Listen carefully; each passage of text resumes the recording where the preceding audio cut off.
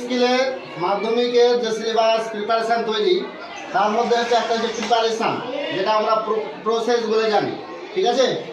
তাহলে এমনিতে তো যারা ভালো স্টুডেন্ট আছে তারা তো এমনি পেরে যায় একটু বললেই, কিন্তু যারা একটু পিছিয়ে পড়া দুর্বল, যাদের করতে একটু সমস্যা হয়, তাদের কিছু একটা যাতে সহজ হয়, তাহলে এই প্রসেসের মাধ্যমে করলে প্রসেসটা বা প্রিপারেশানটা খুব ইজি হবে। তাহলে প্রথমে টাইটেল থেকে শুরু করি, যে বিষয়টা নিয়ে আমরা তৈরি করব।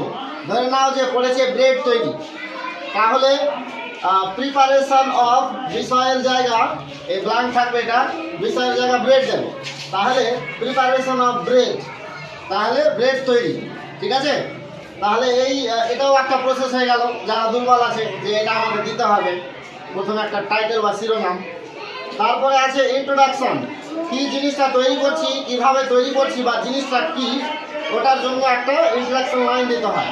যদি খাবার হয়, এই যে খাবার সম্পর্কে হয়, তাহলে বিষয় এখানে ফাঁকা আছে, বিষয়টার জায়গায় আমরা এখানে যে বিষয়টা দিয়েছি সেই বিষয়টা এখানেও বসাতে হবে।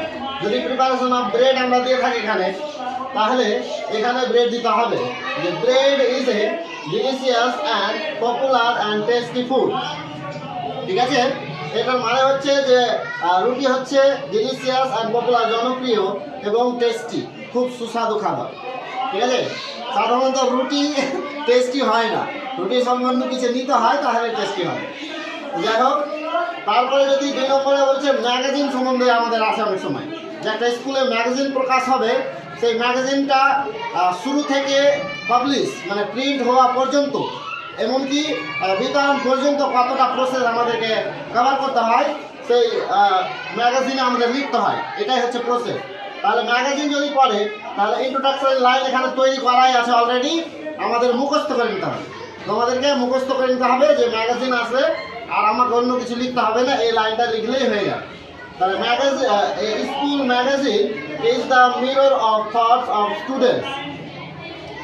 যদি স্কুলে পড়ে, সাধারণত স্কুলেই হয় বেশি, তাহলে স্কুলে ছাত্রদেরকে নিয়েই তৈরি করা হয়। ছাত্রদের তৈরি করতে বলা হয় যে তোমরা কবিতা লিখো, কেউ গল্প পারলে গল্প লিখো, কেউ যদি আরও অন্য কিছু নাটক লিখতে পারো তাহলে লিখো, এগুলো লিখে জমা করতে হয়। তাহলে school magazine is the mirror of thoughts. School magazine হচ্ছে চিন্তার একটা আয়না অফ স্টুডেন্ট, ছাত্রদের, ঠিক আছে। তারা কিভাবে চিন্তা, তাদের সেই চিন্তাটাকে লিখিত আকারে প্রকাশ করার একটা সুযোগ পায় এই স্কুল ম্যাগাজিন।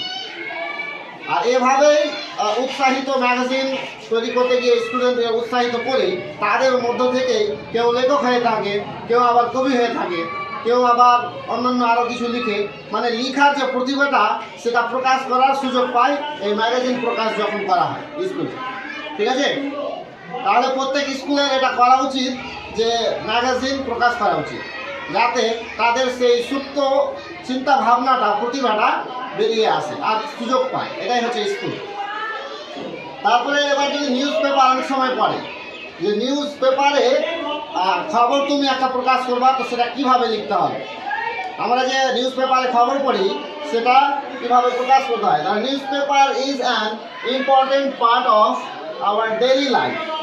খবরের কাগজ হচ্ছে আমাদের জীবনের একটা গুরুত্বপূর্ণ অংশ, দৈনন্দিন জীবনের একটা গুরুত্বপূর্ণ অংশ। তারপরে ফাস্ট ফুড যদি হয়, অনেক সময় আমরা সকালবেলা কোথায় ধরে নাও যে ডাক্তার দেখাতে গেছি, তো আমরা খুঁজবো ফাস্ট ফুড মানে তৈরি করা খাবার কোথায় পাওয়া যাচ্ছে। ফাস্ট ফুড বলতে ধরে নাও অমলেট টাইপের, মানে সকালের যেটা নাস্তা সেটাই ফাস্ট ফুড বলা হয়। সকালে যে নাস্তা তৈরি করা পাওয়া যায় ফাস্ট ফুড। তাহলে ফাস্ট ফুড অনেক সময় পড়ে যাবে। ফাস্ট ফুড বলে একটা উদাহরণ দেওয়া আছে, omelette is a kind of fast food. তাহলে এই অমলেটের জায়গায় অন্য কিছুও থাকতে পারে।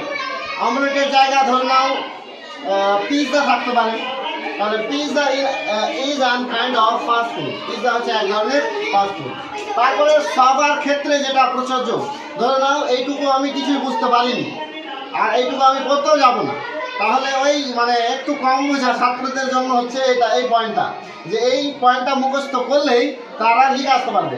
It is very interesting to know, এটা খুবই জানার মানে ইন্টারেস্টিং জানা, টু নো জানাটা হাউ বিষয়, মানে এখানে যে বিষয়টা পড়বে, ধরে নাও ব্রেড আমরা ধরেছি, তাহলে হাউ ব্রেড ইজ প্রিপেয়ার কিভাবে রুটি তৈরি করে বা করা হয়, ফর প্রিপেয়ারিং ইট এটা তৈরি করাতে we are to go through a simple process, আমাদের একটা সাধারণ প্রসেস মেনে চলতে হবে।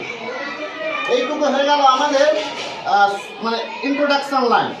তারপরে আমাদের যে মেন পার্ট আছে বডি অফ দ্য প্রসেস, ওগুলো পয়েন্ট ধরে ধরে, পয়েন্ট থাকে অলরেডি কোশ্চেনে, পয়েন্ট ধরে ধরে আমাদের এগোতে হবে। ঠিক আছে, তাহলে নেক্সট পার্টে আমরা বুঝবো যে কিভাবে এটাকে তৈরি করতে হয়।